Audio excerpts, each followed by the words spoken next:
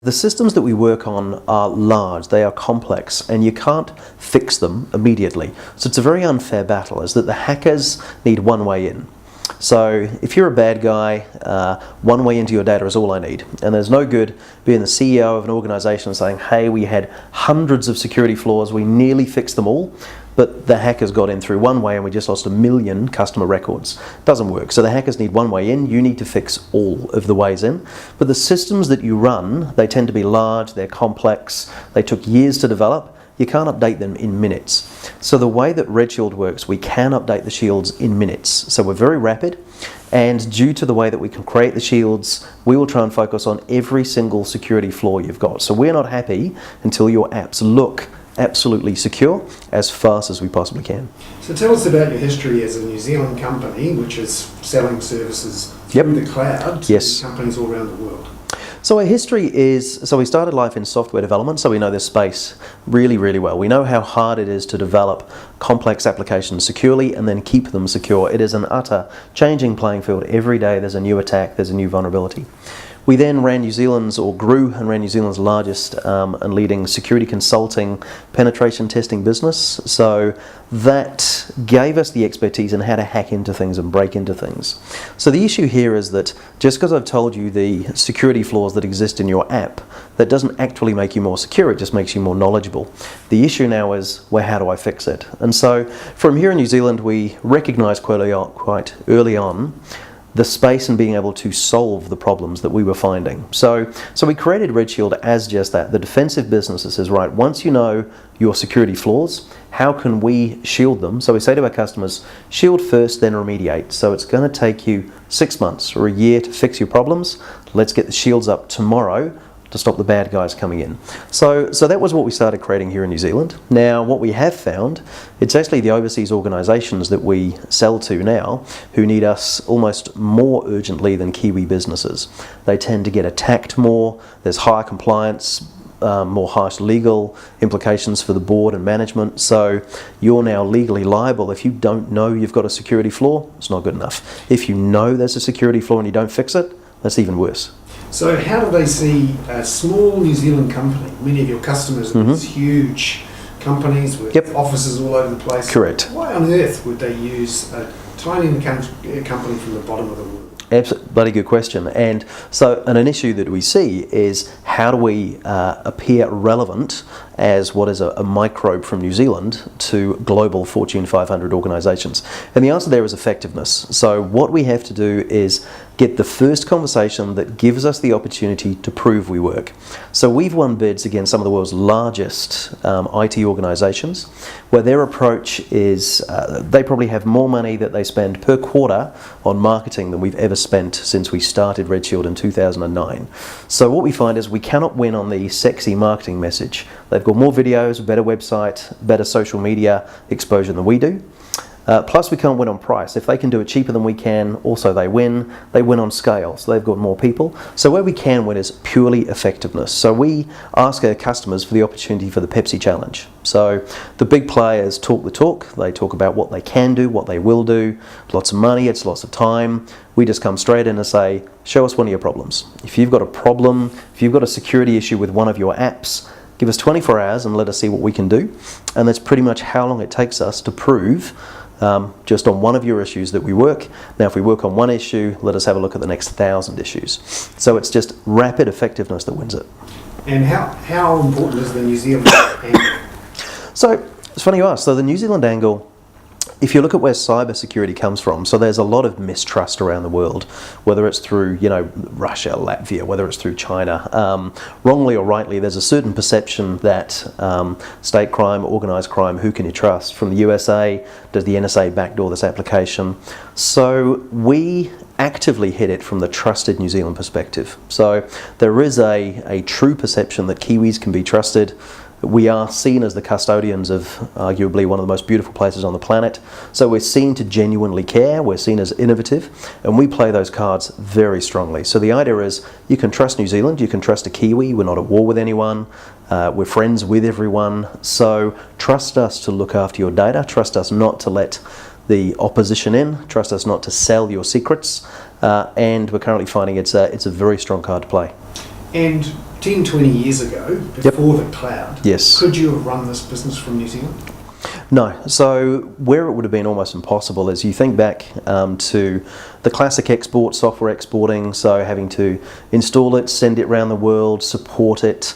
So what's happened with the cloud and the accessibility to cloud-based systems means if we want to set up RedShielding nodes on pretty much any country in the world, we can do it overnight. We can do it in minutes. So for us, there are no geographical boundaries to where we can sell to, it's only political boundaries perhaps that certain countries might not want us running RedShield nodes in their country, but there's no physical boundaries on where we can shield or operate from. But how do you service your customers and sell your products when you're not in their faces shaking their hands and buying them glasses of beer every 5 minutes? So again, the customers that we have are global customers. The systems that we shield tend to be global systems. Even if we shield, so we can shield systems inside of an organisation, inside a corporate. It doesn't all have to be internet, it can be inside the network, it's for your staff only. But they tend to still be, in any large organisation these days, global staff. So our customers are very aware that staff from around the world will use a system that is accessible from around the world. So the idea that it's being protected from somewhere in the world doesn't matter. We do have to make sure that the team's very good at staying up overnight. So we do, probably the worst part is all of the 2 a.m. video conferences that we do. Where we're growing the global team though, so we already have staff in the US, UK, Australia, and probably the key thing that they do is just relationship management. So everything we do remotely.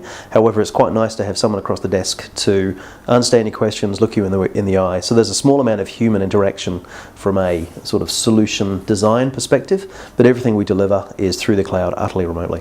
And what's the potential for growth from here? Or is there some sort of limit where you'll basically have to up sticks and go to Silicon Valley? So we certainly hope not to up sticks. We like to keep it as a Kiwi business.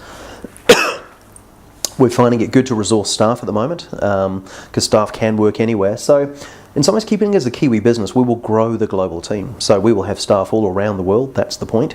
So where you work from shouldn't matter as long as we trust you. So you could be French, German, English. So we'll remain a Kiwi business with a global team.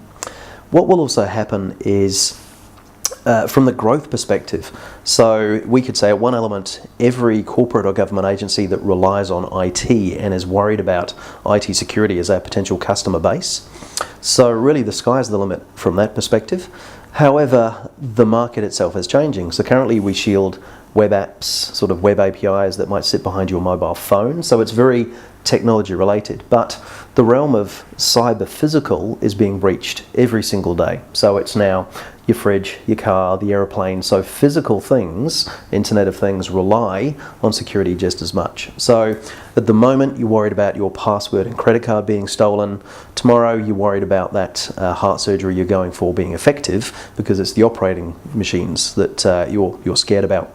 So what's actually happening is that in our market we've got a huge upside in shielding the web apps around the world. There's actually a huge upside in then changing what we shield. So our model is to sit in front of things that can be attacked, and that's starting to move into the Internet of Things and physical devices as well. We have now 6 Fortune 500 customers that we're piloting, and if all of them want to go ahead with all of their applications, well, each of those Fortune 500s is an order of magnitude bigger than all of our 100 New Zealand customers at the moment.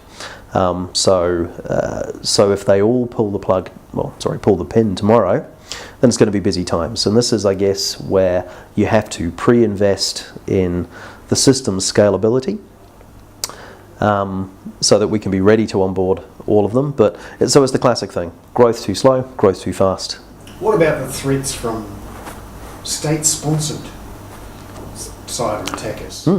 So it's a very real threat. It happens all the time. And what happens is it tends to be more sophisticated, and this is where we, most of the company, have the word security researcher in their name. So out of the 44 on the team, 40 are the tech expert team. So it's very intensive. We do a lot of work to keep ahead of the attacks.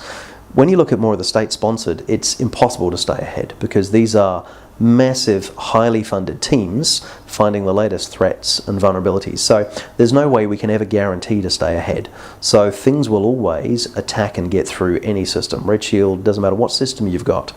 So our response to that is, well, if you can't always stay a step ahead, at least stay no more than half a step behind. Meaning, when we see things that we've never seen before, when we see attacks we've never seen, so we can't shield against them because they're brand new. So when Heartbleed, when Shell Shock came out a few years back, these are things that we did not shield against until we knew about them, but we got the shields up in 40 minutes for both of those issues. So there's a difference here between the state-sponsored attacks come up with the new 0 days. These are attacks that you've had 0 days to fix, hence the name.